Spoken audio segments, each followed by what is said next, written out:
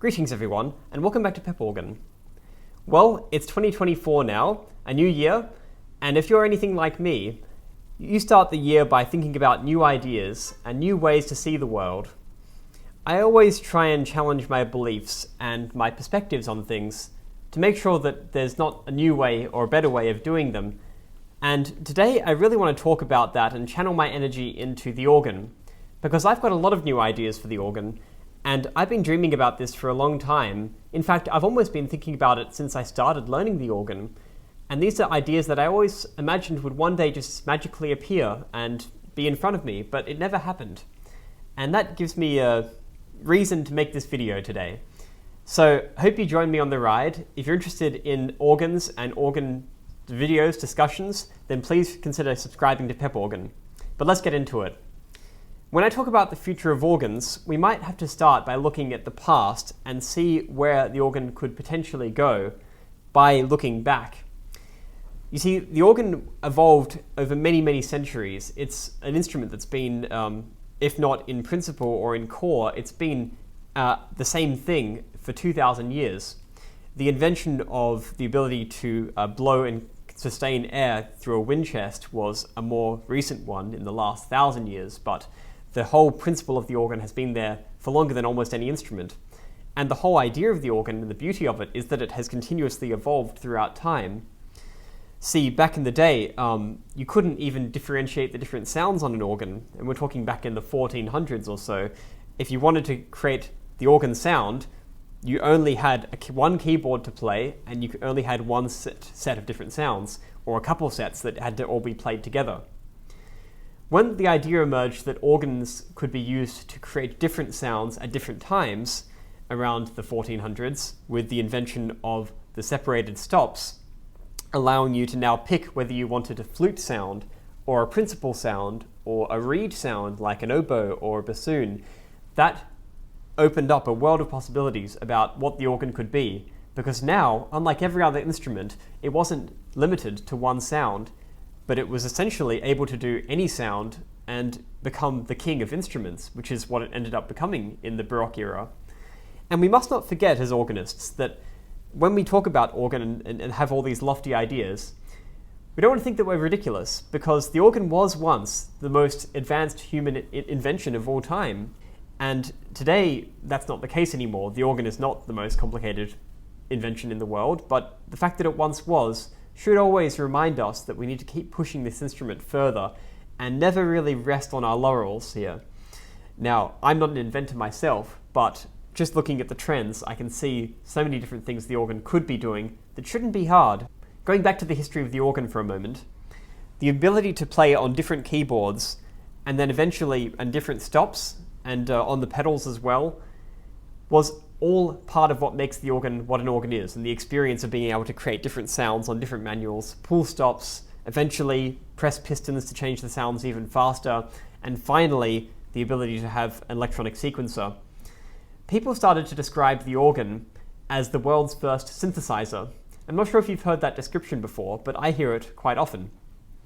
The idea that the organ is the world's first synthesizer comes from the idea that the organ can create the sound of any other instrument, or at least it can try to. And this was the case for a long time. We remember, of course, that people like Caesar Franck described the organ as an orchestra. And that's because it could play almost every instrument in the orchestra. In his time, you could have the sounds of flutes that sounded almost perfectly like a real flute. You had oboes, trumpets, horns, later on tubas. And you had sounds that also tried to sound like strings. You had string-type stops like gambas. All of these came together to form what was essentially an orchestra. And some people who build organs, organ builders, took this idea further in the 20th century and realized that we shouldn't just limit ourselves to a little bit of woodwind and some strings. We should take this idea much further, and why not, since we have the technology to do it? So they started to innovate with ideas like, well, percussion. Why not have percussion instruments in the orchestra as well? Why not have timpanis and snare drums and special effects and crash cymbals? All of those really exciting things that when you hear a really great piece of symphony, or a really great symphony orchestra, that percussion really just elevates it to the next level. I wonder what some of those earlier composers may have thought of that idea, but the idea that organ could have percussion had been floating around for many centuries, and it's something that was not fully embraced by the classical world for various reasons, perhaps because of its associations, the organ's associations to the church. But at the same time, the organ had to be pushed further, and the Americans were the ones who did it.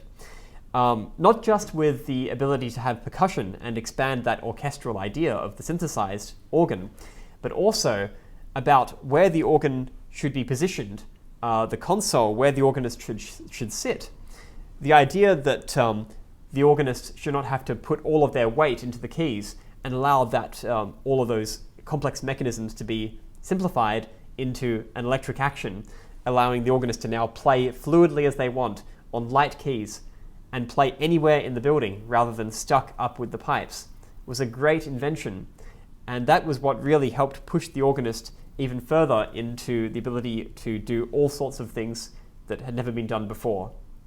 So we had the organ becoming a synthesizer in some way, in the sense that it had orchestral sounds. And now that you had electric action, you could play as many stops or as few as you wanted without having to worry about weight issues or mechanical problems that are associated with that. And once we had electric action, then it became clear that those electric actions could control essentially anything.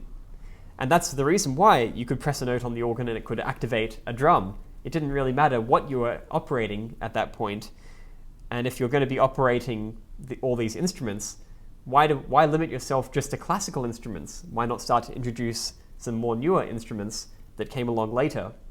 And of course, this all came to a bit of a peak, I suppose, around the early 20th century, when the organ, for the first time perhaps, started to really dissolve into a number of different formats, different kinds of organ, and they stopped seeing each other as mutually compatible. You had the classical organ, and you had the jazz organ, which was the new runner-up on the block, and of course you had the theatre organ, which was also fairly new. And they were all operating on the similar premise, of course, that you have manuals and you have stops and you can have different sounds. But the sounds that they were allowed to have was very restricted. The classical organ had to have just the classical sounds, and the jazz organ, obviously just mechanically at the time, couldn't have pipes, or it would be called a pipe organ. But it had tone wheels, but then a classical organ couldn't use tone wheels, and then the theatre organ couldn't use either of those either, and their classical banquet of sounds was usually quite limited, and they focused more on the sound of the tremulance and the percussion. Now, the idea of combining all of them together is, I'm not the first one to have thought of this, but I do wonder what's happening in that space today. The organ, of course, is not the same in terms of popularity as it once was. It's been for a long time on the decline. However, we do have something up our sleeve now that has given the organ world a lot of opportunity to grow again. And of course, that's what you can see behind me in this digital instrument using Hauptwerk technology and computers, which of course computers have been around for a long time, and Hauptwerk itself has been around for 20 years now. So I'm sure someone else is thinking the same way that I am. We've taken this electric action idea, and we've taken this idea of creating the world's first orchestra or synthesizer, and we've taken it one step further by, rather than having the electric keys attached to real pipes, they connect to an electric computer, which then simulates the sounds of pipes.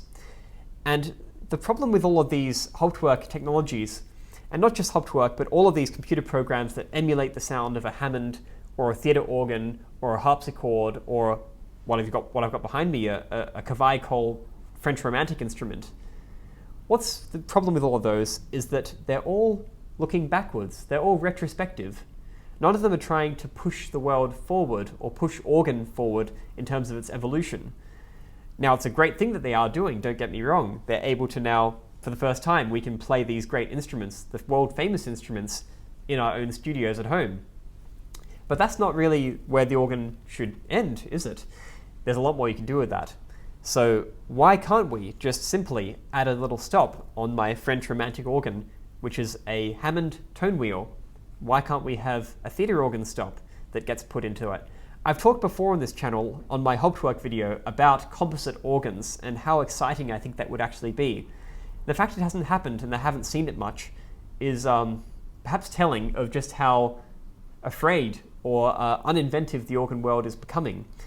The idea that we have to be stuck in this classical world with classical sounds is a sad one, and of course theatre organists will be a bit more open to having more sounds, but even they will still only have, even in that world, shockingly enough, there's purists who only want the theatre organ sound.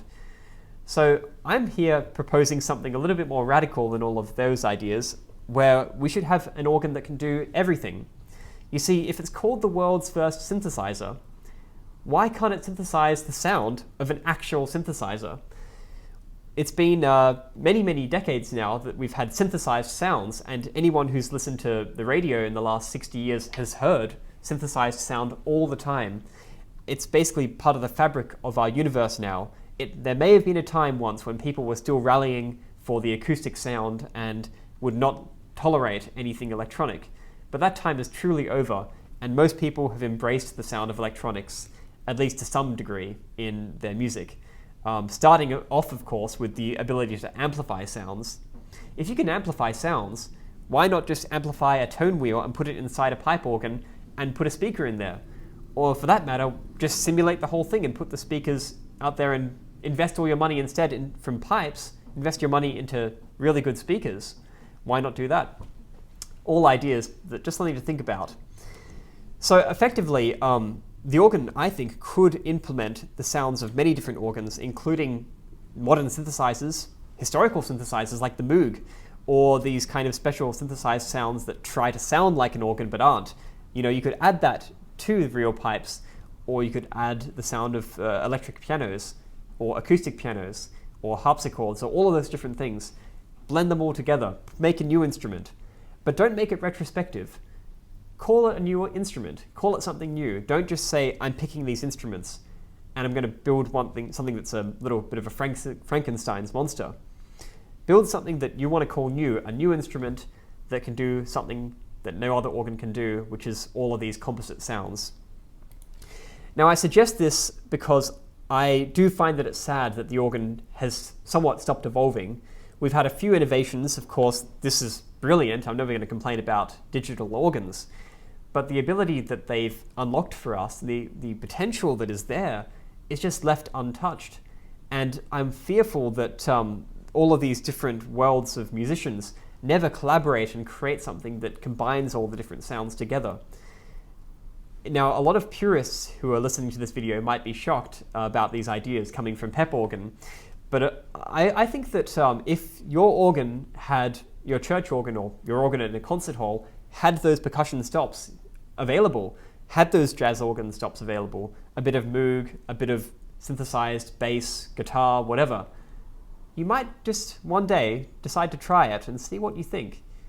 And as this gradually happens, you'll start to hear and maybe get more convinced about it. But the way that the world is designed right now, the way that organs are built, is so segmented that no one ever gets to try these things. And if you don't go out of your way as a musician to try and really expose yourself to all the different sounds and instruments and music out there, you will never really get to experience it all and dream of these things. So I leave this video here today at the start of 2024 as a challenge to people who are better engineers than I am to design something like this that I'm describing, an organ that can do it all and can once again reach the crown of achievement again by being the king of instruments, one that can emulate the sounds not just of an orchestra, but of the whole gamut of human experience and human sounds that we've created to this date, and more going further. We have to keep pushing the organ forward through to the future rather than staying stuck in the past. So I hope you enjoyed this video, and if you enjoyed this video and want to hear more like this, please leave a comment below. I'd love to have a conversation with you, and remember to leave a like on this video and subscribe to Pep Organ. Thanks for watching.